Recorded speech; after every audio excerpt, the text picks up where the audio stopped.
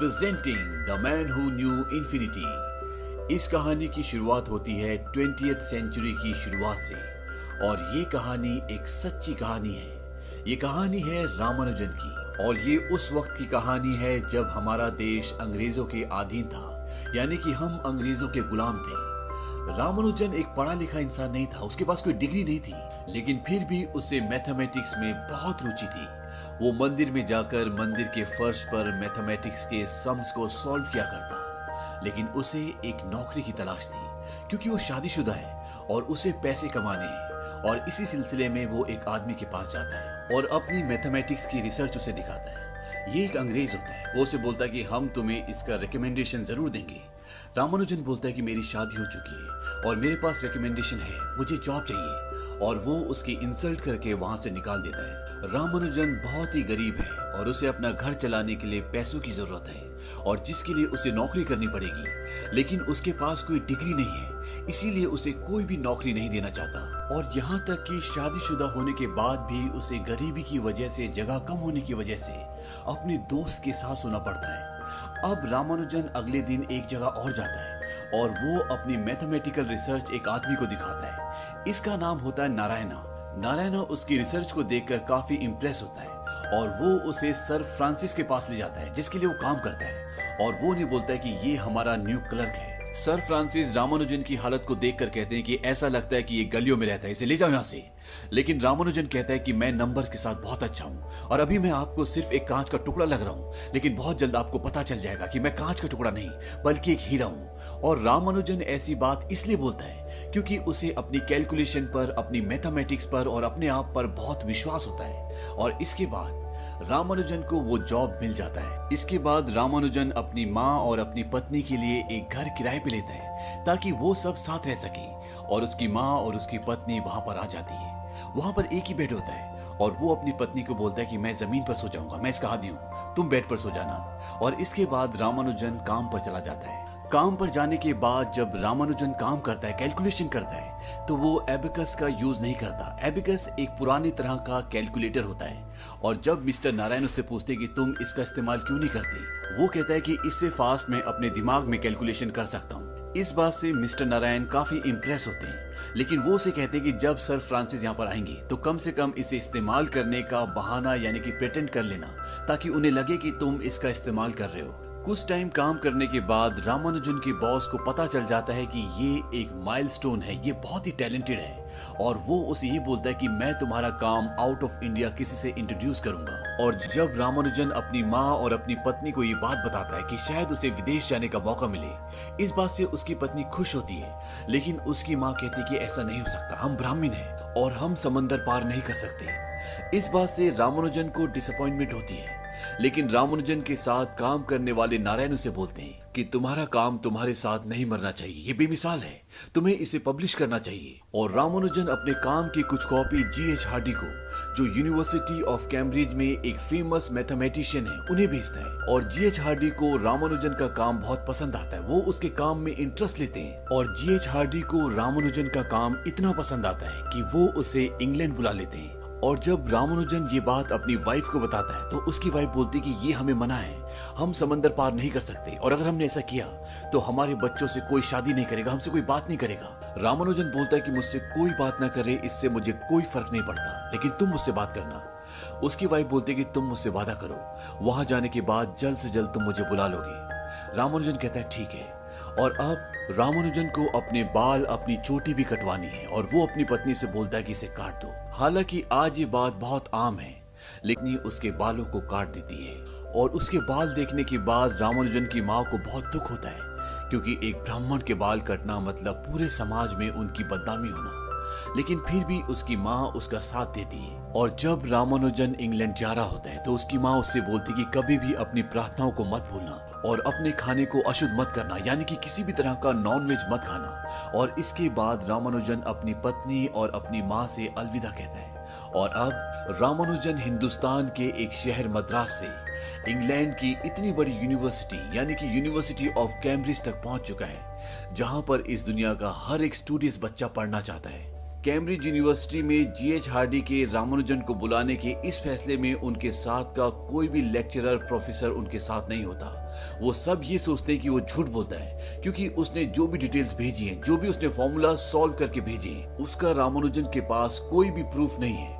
Ramanujan GH Hardy से मिलता है और वो उसे बोलते कि कल सुबह 10 बजे हम मिलेंगे ताकि हम आगे काम कर सकें। अगले दिन रामानुजन जीएच हार्डी के रूम में जाता है और आज उसने शूज नहीं पहने होते, आज उसने चप्पल पहनी होती है, क्योंकि उसे शूज पहनने की आदत नहीं होती। यहाँ पर लिटिल वुड भी आता है। लिटिल वुड जीएच हार्डी के साथ काम करता है और अब जीएच हार्डी रामानुजन को बोलते हैं कि तुम्हें कुछ लेक्चर्स अटेंड करने होंगे, क्योंकि जो भी तुम्हारी थ्योरीज है तुम्हें उसे प्रूव करना होगा ताकि इस काम को दुनिया तक पहुंचा सके और आसान भाषा में ये सब को समझाया जा सके। रामानुजन को दरअसल ये अभी तक बहुत ग्रांटेड, बहुत कैजुअल ले रहे होते हैं। रामानुजन उन्हें बताता है कि लेटर में मैंने लिखा था कि जो मैं आपको भेज रहा हूँ वो बस मेरे काम का एक सैंपल है, मेरे पास इससे भी बहुत ज्यादा है जो मैं आपके साथ शेयर कर सकता हूँ। और इसके बाद वो उन्हें एक नोटबुक देता है जिसमें उसने मैथमेटिक्स के बहुत सारे फॉर्मूलाज, बहुत सारी थियरीज लिखी होती हैं। और जब जीएच हार्डी और लिटिल वुड उसको देखते हैं तो हैरान हो जाते हैं। तभी रामानुजन एक और नोटबुक निकालता है। वो कहता है कि मेरे पास एक और है, और ये सारी की सारी रामानुजन की खुद की डिस्कवरीज होती हैं। अगले दिन रामानुजन एक क्लास में जाता है और वहां पर ब्लैक बोर्ड पर एक मैथमेटिकल थ्योरम लिखी जाती है, और जो लेक्चरर होता है वो रामानुजन को बोलता है क्या तुम्हें समझते हो? वो कहता है हाँ मैं समझता हूँ। लेक्चरर बोलता है लेकिन तुमने कोई नोट्स नहीं लिए, अगर तुम समझते हो तो इसको करके दिखाओ। और रामानुजन कुछ ही पलों में उस थ्योरम को सॉल्व कर देता है। लेक्चरर पूछता है तुमने कैसे किया, जबकि मैंने थ्योरम का प्रूफ कंप्लीट नहीं किया था, तुम्हें कैसे पता? रामानुजन बोलता है कि मुझे नहीं पता, बस मैंने कर दिया। इसके बाद लेक्चरर क्लास को खत्म कर देता है और वो रामानुजन से कहता है कि दोबारा ये सब मेरी क्लास में मत करना और निकल जाओ यहाँ से।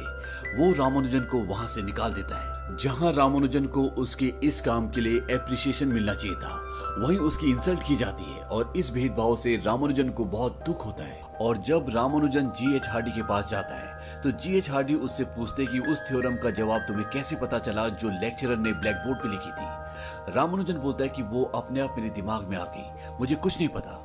रामानुजन बोलता है कि मुझे समझ नहीं आता कि हम प्रूफ ढूंढने के लिए अपना टाइम वेस्ट क्यों कर रहे हैं, मेरे पास फॉर्मूलाज हैं। जीएच हार्डी बोलते कि मैं तुम्हारे सारे काम को देख सकता हूँ और मुझे उसकी वैल्यू पता है, लेकिन उसे समझने के लिए और समझाने के लिए हमें प्रूफ की जरूरत है। इसके बाद जीएच हार्डी उसे बाहर ले जाते हैं और वहां पर न्यूटन की एक किताब होती है और वो उसे समझाते हैं कि न्यूटन की किताब हमारा मार्गदर्शन करती है, क्योंकि इस किताब में लिखी हुई हर एक चीज का प्रूफ है, वो डिटेल में है, जबकि तुम्हारी किताबों का कोई डिटेल नहीं है, उसका कोई प्रूफ नहीं है। और जो भी तुमने डिस्कवरीज की है, हमें इसका प्रूफ चाहिए, इसकी डिटेल्स चाहिए। और अगर तुमने उनकी डिटेल्स लिख ली तो मुझे विश्वास है कि एक दिन तुम्हारी किताबें भी इसी जगह पर रखी जाएंगी। दरअसल प्रूफ का मतलब ये होता है जैसे रामानुजन ने कोई थ्योरम को सुलझाया तो उसे हर एक चीज का स्टेटमेंट देना पड़ेगा कि ये जो उसने किया है वो ऐसा क्यों किया और उसके पीछे रीजन क्या है, और ये सारी रीजनिंग बहुत ही ऑथेंटिक होनी चाहिए। तभी रामानुजन के काम को दुनिया और मैथमेटिशियन एक्सेप्ट करेंगे, क्योंकि रामानुजन तो उस सब को कर सकता है जो उसने किया है,